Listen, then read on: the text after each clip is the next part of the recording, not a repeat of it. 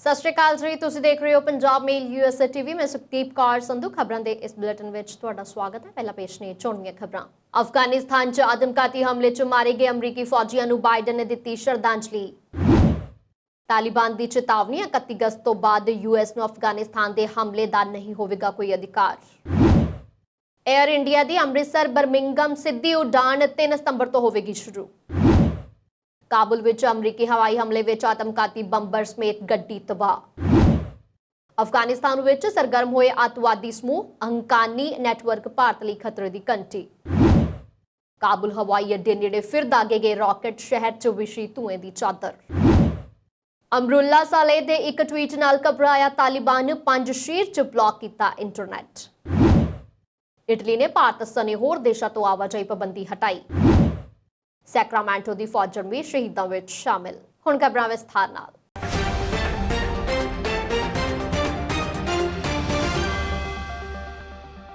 ਅਮਰੀਕੀ ਰਾਸ਼ਟਰਪਤੀ ਜੋ ਬਾਈਡਨ ਨੇ ਕਾਬੁਲ ਹਵਾਈ ਅੱਡੇ ਨੇੜੇ ਹੋਏ ਆਤਮਘਾਤੀ ਹਮਲੇ 'ਚ ਮਾਰੇ ਗਏ 13 ਅਮਰੀਕੀ ਫੌਜੀਆਂ ਦੇ ਰਿਸ਼ਤੇਦਾਰਾਂ ਨਾਲ ਐਤਵਾਰ ਨੂੰ ਇਕੱਲੇ 'ਚ ਮੁਲਾਕਾਤ ਕੀਤੀ ਹੈ। ਹਮਲੇ ਵਿੱਚ ਮਾਰੇ ਗਏ ਅਮਰੀਕੀ ਫੌਜੀਆਂ ਦੀ ਮ੍ਰਿਤਕ ਦੇਹਾਂ ਅਫਗਾਨਿਸਤਾਨ ਤੋਂ ਅਮਰੀਕਾ ਲਿਆਂਦੀਆਂ ਗਈਆਂ ਸਨ। ਅਫਗਾਨਿਸਤਾਨ ਵਿੱਚ ਕਾਬੁਲ ਹਵਾਈ ਅੱਡੇ ਨੇੜੇ ਆਤਮਘਾਤੀ ਹਮਲੇ ਵਿੱਚ ਮਾਰੇ ਗਏ ਅਮਰੀਕੀ ਫੌਜੀਆਂ ਦੀਆਂ ਮ੍ਰਿਤਕ ਦੇਹਾਂ ਡਾਵਰ 에ਅਰਪੋਰਟ ਬੇਸ ਤੇ ਲਿਆਂਦੀਆਂ ਗਈਆਂ ਨੇ ਅਤੇ ਇਸ ਦੌਰਾਨ ਆਯੋਜਿਤ ਫੌਜੀ ਪ੍ਰੋਗਰਾਮ ਦੇ ਵਿੱਚ ਬਾਈਡਨ ਅਤੇ ਉਹਨਾਂ ਦੀ ਪਤਨੀ ਜਿਲ ਬਾਈਡਨ ਨੇ ਸ਼ਾਮਿਲ ਹੋਣਾ ਸੀ। ਹਮਲੇ ਦੇ ਵਿੱਚ ਮਾਰੇ ਗਏ ਅਮਰੀਕੀ ਫੌਜੀਆਂ ਦੀ ਉਮਰ 20 ਤੋਂ 31 ਸਾਲ ਦਰਮਿਆਨ ਸੀ। ਮਾਰੇ ਗਏ ਅਮਰੀਕੀ ਫੌਜੀਆਂ ਦੇ ਵਿੱਚ ਵਿਯੋਮਿੰਗ ਨਿਵਾਸੀ 20 ਸਾਲਾ ਇੱਕ ਮਰੀਨ ਸ਼ਾਮਿਲ ਹਨ, ਜਿਨ੍ਹਾਂ ਦੀ ਪਤਨੀ ਕਰੀਬ 3 ਹਫ਼ਤਿਆਂ ਦੇ ਵਿੱਚ ਆਪਣੇ ਪਹਿਲੇ ਬੱਚੇ ਨੂੰ ਜਨਮ ਦੇਣ ਵਾਲੀ ਹੈ।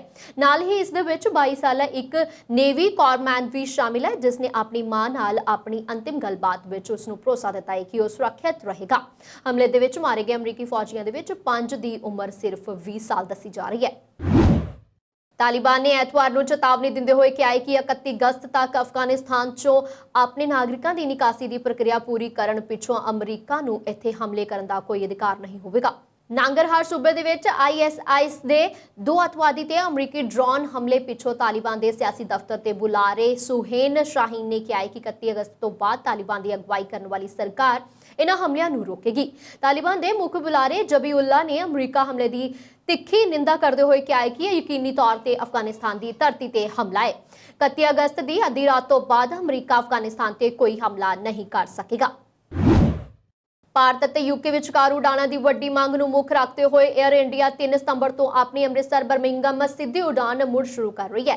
UK ਸਰਕਾਰ ਵੱਲੋਂ 8 ਅਗਸਤ ਤੋਂ ਭਾਰਤ ਦਾ ਨਾਮ ਲਾਲ ਸੂਚੀ ਤੋਂ ਹਟਾ ਕੇ ਇਸ ਨੂੰ ਐਂਬਰ ਸੂਚੀ ਦੇ ਵਿੱਚ ਪਾ ਦਿੱਤੇ ਜਾਣ ਤੋਂ ਬਾਅਦ ਉਡਾਣਾਂ ਦੋਨਾਂ ਮੁਲਕਾਂ ਵਿਚਕਾਰ ਉਡਾਣਾਂ ਦੀ ਗਿਣਤੀ ਨੂੰ ਵਧਾਇਆ ਜਾ ਰਿਹਾ ਹੈ। ਇਸ ਸੰਬੰਧੀ ਸਮੀਪ ਸਿੰਘ ਗੁਮਟਾਲਾ ਨੇ ਦੱਸਿਆ ਹੈ ਕਿ 에ਅਰ ਇੰਡੀਆ ਦੀ ਵੈਬਸਾਈਟ ਤੇ ਤਾਜ਼ਾ ਜਾਣਕਾਰੀ ਅਨੁਸਾਰ ਅੰਮ੍ਰਿਤਸਰ ਅਤੇ ਬਰਮਿੰਗਮ ਵਿਚਕਾਰ ਹਰ ਹਫ਼ਤੇ ਦੇ ਵਿੱਚ ਇੱਕ ਸਿੱਧੀ ਉਡਾਨ 3 ਸਤੰਬਰ ਤੋਂ ਸ਼ੁਰੂ ਹੋ ਰਹੀ ਹੈ।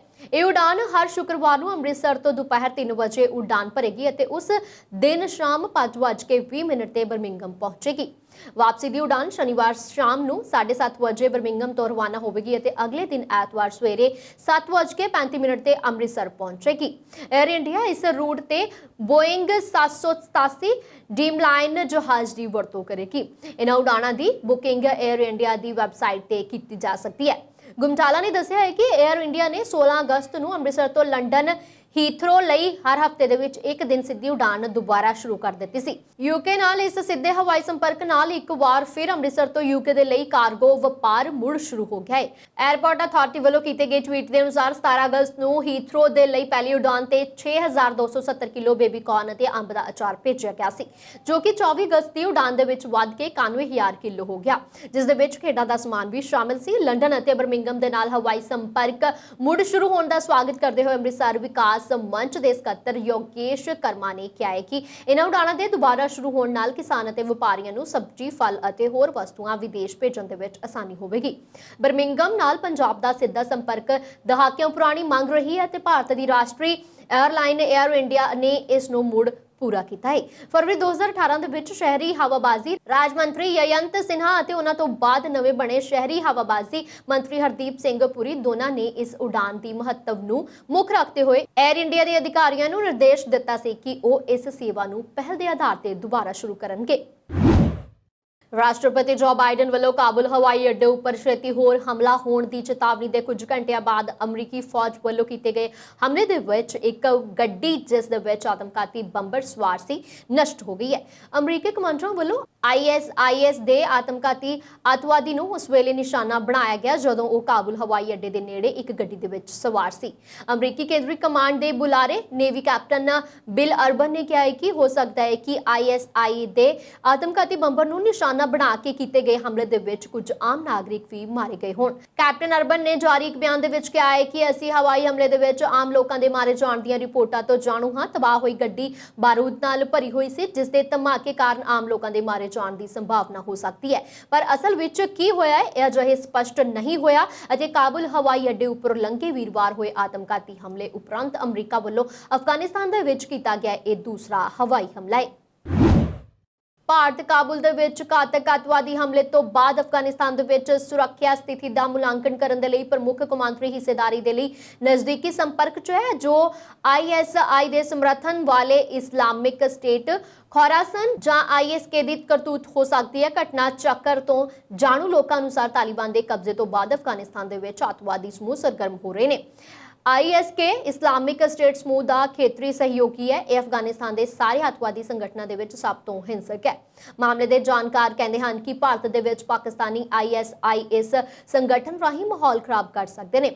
ਇਸ ਸੰਗਠਨ ਦਾ ਹੰਕਾਨੀ ਨੈਟਵਰਕ ਨਾਲ ਵੀ ਮਜ਼ਬੂਤ ਰਿਸ਼ਤਾ ਹੈ। ਜਾਣਕਾਰਾਂ ਅਨੁਸਾਰ ਹੰਕਾਨੀ ਨੈਟਵਰਕ ਤਾਲਿਬਾਨ ਸਰਕਾਰ ਵਿੱਚ ਭਾਰਤ ਲਈ ਖਤਰੇ ਦੀ ਘੰਟੀ ਹੈ, ਕਿਉਂਕਿ ਇਹ ਅਫਗਾਨਿਸਤਾਨ ਦੇ ਵਿੱਚ ਭਾਰਤ ਨੂੰ ਕਈ ਵਾਰ ਨਿਸ਼ਾਨਾ ਬਣਾ ਚੁੱਕਿਆ ਹੈ। ਅਫਗਾਨਿਸਤਾਨ ਦੇ ਕਾਬੁਲ ਦੇ ਵਿੱਚ ਸੋਮਵਾਰ ਸਵੇਰੇ ਇੱਕ ਵਾਰ ਫਿਰ ਰਾਕੇਟ ਦਾਗੇ ਗਏ ਨੇ। ਸਵੇਰੇ ਕਰੀਬ 6:40 ਤੇ ਇੱਥੇ ਕਾਬੁਲ ਹਵਾਈ ਅੱਡੇ ਨੇੜੇ ਰਾਕੇਟ ਹਮਲੇ ਕੀਤੇ ਗਏ ਨੇ। ਸ਼ੁਰੂਆਤੀ ਜਾਣਕਾਰੀ ਮੁਤਾਬਿਕ ਗੱਡੀ ਤੋਂ ਇਹਨਾਂ ਰਾਕੇਟ ਨੂੰ ਛੱਡਿਆ ਗਿਆ ਸੀ। ਗੌਰਤਲਬ ਹੈ ਕਿ ਅਮਰੀਕੀ ਸੈਨਾ ਦੇ ਅਫਗਾਨਿਸਤਾਨ ਛੱਡਣ ਤੋਂ ਪਹਿਲਾਂ ਇਸ ਤਰ੍ਹਾਂ ਦੇ ਹਮਲੇ ਕਾਫੀ ਤੇਜ਼ ਹੋਏ ਨੇ।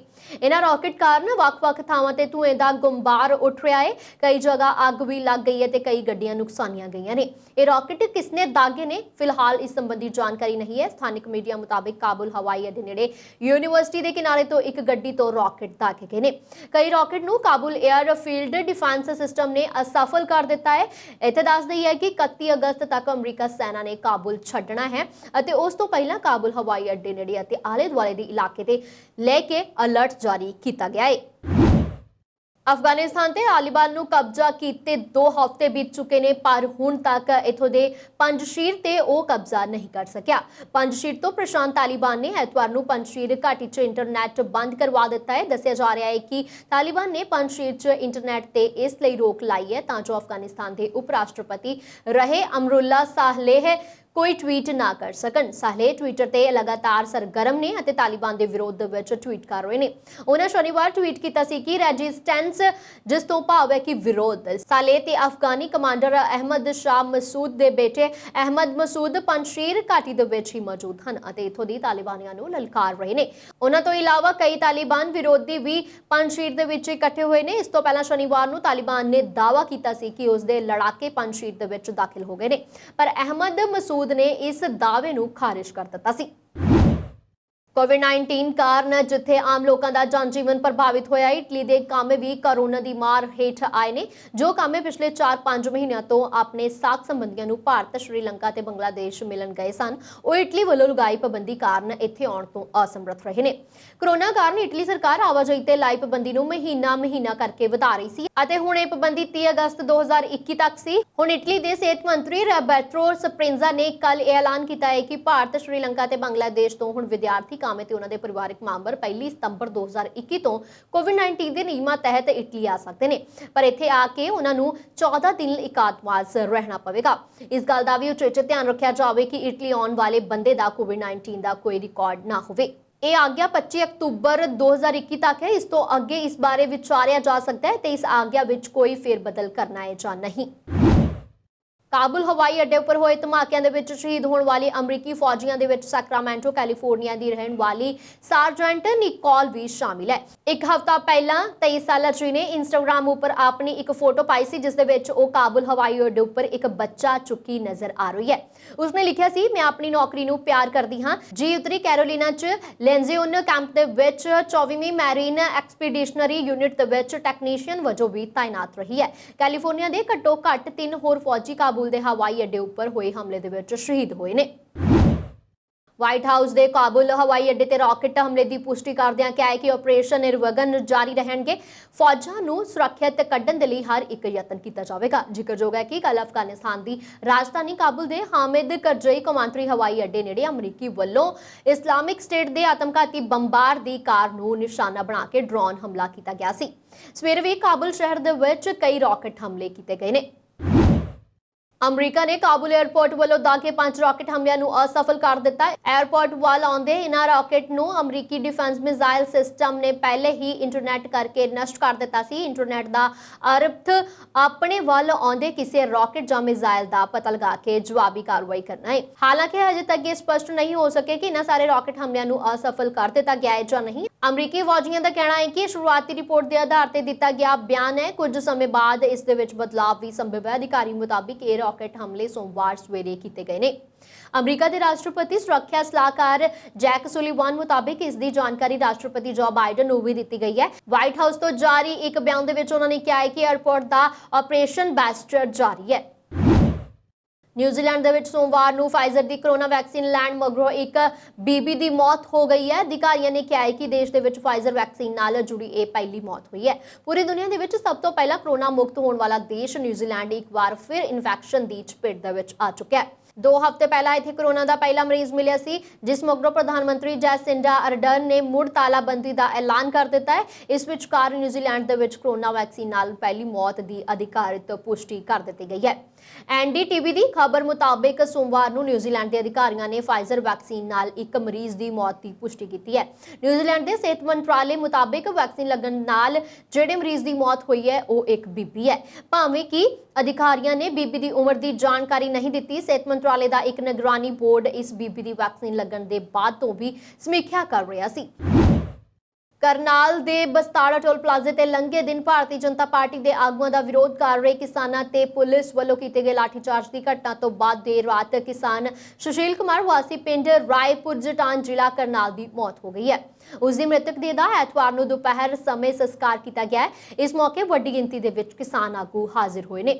ਮ੍ਰਿਤਕ ਸੁਸ਼ੀਲ ਕੁਮਾਰ 1.5 ਏਕੜ ਜ਼ਮੀਨ ਦਾ ਮਾਲਕ ਸੀ। ਉਸ ਦੇ ਘਰ ਦੇ ਵਿੱਚ ਇੱਕ ਲੜਕਾ ਅਤੇ ਲੜਕੀ ਹਨ। ਸੁਸ਼ੀਲ ਕੁਮਾਰ ਖੇਤੀ ਕਾਨੂੰਨਾਂ ਖਿਲਾਫ ਪਿਛਲੇ 9 ਮਹੀਨਿਆਂ ਤੋਂ ਕਿਸਾਨ ਅੰਦੋਲਨ ਦੇ ਵਿੱਚ ਹਿੱਸਾ ਲੈਂਦਾ ਆ ਰਿਹਾ ਸੀ ਅਤੇ ਬਸਤਾੜਾ ਟੋਲ ਪਲਾਜ਼ੇ ਤੇ ਪੁਲਿਸ ਲਾਠੀਚਾਰਜ ਸਮੇਂ ਵੀ ਹਾਜ਼ਰ ਸੀ। ਉਸ ਨੂੰ ਪੁਲਿਸ ਨੇ ਕਈ ਡਾਂਗਾ ਮਾਰੀਆਂ ਸਨ। ਭਾਰਤੀ ਕਿਸਾਨ ਯੂਨੀਅਨ ਦੇ ਆਗੂ ਨੇ ਕਿਹਾ ਹੈ ਕਿ ਲਾਠੀਚਾਰਜ ਤੋਂ ਬਾਅਦ ਜ਼ਖਮੀ ਹਾਲਾਤ ਦੇ ਵਿੱਚ ਸੁਸ਼ੀਲ ਕੁਮਾਰ ਘਰ ਚਲੇ ਗਿਆ ਸੀ। ਦੇਰ ਰਾਤ ਉਸ ਦੀ ਮੌਤ ਹੋ ਗਈ। ਕਿਸਾਨ ਆਗੂ ਨੇ ਪੀੜਤ ਪਰਿਵਾਰ ਦੇ ਲਈ ਮੁਆਵਜ਼ਾ ਅਤੇ ਸਰਕਾਰੀ ਨੌਕਰੀ ਦੀ ਵੀ ਮੰਗ ਕੀਤੀ ਹੈ। ਪੰਜਾਬ ਕਾਂਗਰਸ ਦੇ ਪ੍ਰਧਾਨ ਨਵਜੋਤ ਸਿੰਘ ਸਿੱਧੂ ਵੱਲੋਂ ਪੰਜਾਬ ਦੇ ਵਿੱਚ ਮਹਿੰਗੇ ਬਿਜਲੀ ਸਮਝੌਤਿਆਂ ਬਾਰੇ ਮੁੜ ਟਵੀਟ ਕੀਤਾ ਗਿਆ ਹੈ। ਨਵਜੋਤ ਸਿੰਘ ਸਿੱਧੂ ਨੇ ਟਵੀਟ ਕਰਕੇ ਇਸ ਵੀਡੀਓ ਸੰਦੇਸ਼ ਜਾਰੀ ਕਰਦੇ ਹੋਏ ਕਿਹਾ ਹੈ ਕਿ ਪੰਜਾਬ ਸਰਕਾਰ ਨੂੰ ਪੰਜਾਬ ਰਾਜ ਬਿਜਲੀ ਰੈਗੂਲੇਟਰੀ ਕਮਿਸ਼ਨ ਨੂੰ ਤੁਰੰਤ ਨਿਰਦੇਸ਼ ਜਾਰੀ ਕਰਨੇ ਚਾਹੀਦੇ ਨੇ ਕਿ ਪ੍ਰਾਈਵੇਟ ਬਿਜਲੀ ਪਲਾਂਟਾਂ ਨੂੰ ਅਦਾ ਕੀਤੇ ਜਾ ਰਹੇ ਟੈਰਿਫ ਨੂੰ ਜਨਤਕ ਹਿੱਤ ਦੇ ਵਿੱਚ ਘਟਾਇਆ ਜਾਵੇ, ਨਹੀਂ ਤਾਂ ਇਹ ਬਿਜਲੀ ਖਰੀਦ ਸਮਝੌਤੇ ਨੂੰ ਬੇਅਸਰ ਅਤੇ ਬੇਅਰਥ ਕਰ ਦੇਣਗੇ।